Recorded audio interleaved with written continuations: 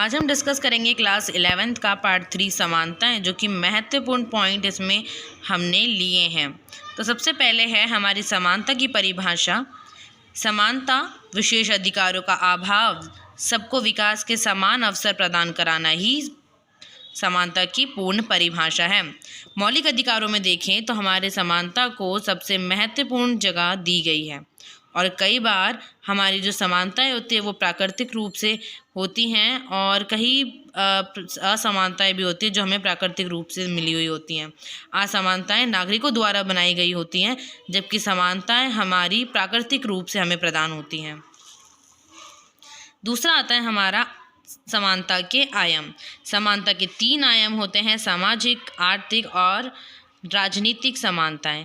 राजनीतिक समानताएं में सभी लोगों को समान नागरिकता प्रदान करना ही राजनीतिक समानता है। समान नागरिकता मतलब होती है कि एक देश में रहने वाले लोग ना तो गरीब में गिने जाएं ना ही अमीर में गिने जाएं, इनके बीच में कोई भेदभाव ना हो और ये मिलकर मतदान दे सकें, ये आता है राजनीतिक समानता में।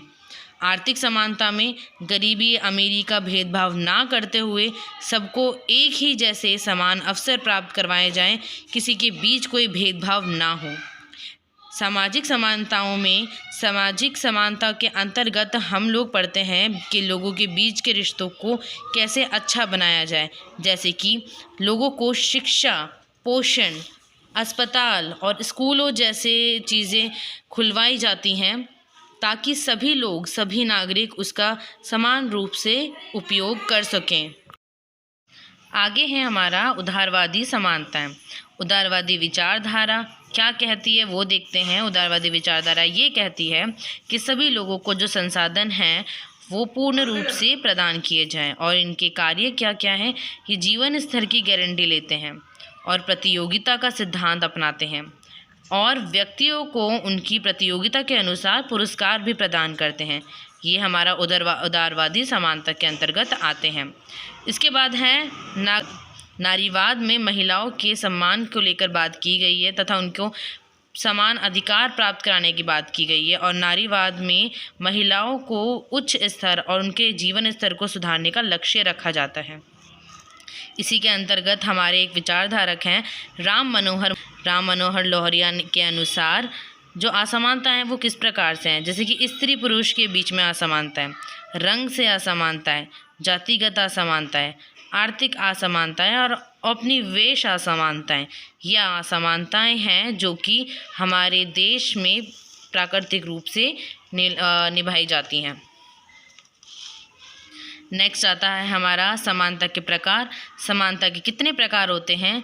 प्राकृतिक समानता, सामाजिक समानता, नागरिक समानता और आर्थिक समानता।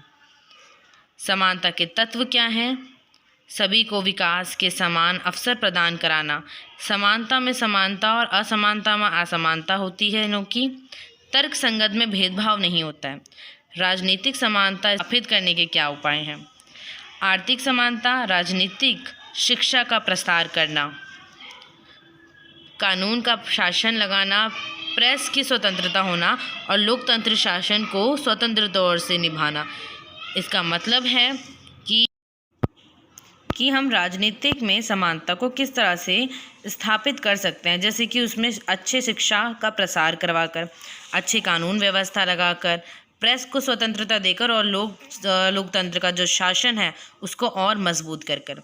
आगे देखते हैं हमारा है समानता से जुड़े कुछ कानून। कानून के समक्ष जो समानता होती है वो सब में बराबर होती है।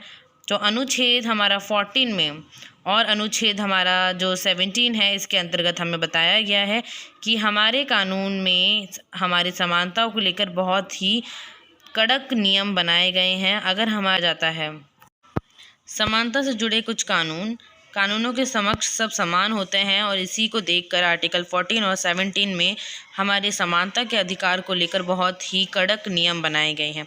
साथ ही साथ में SC, ST, OBC के लिए भी बहुत सारे कानून और योजनाएं चलाई गई हैं।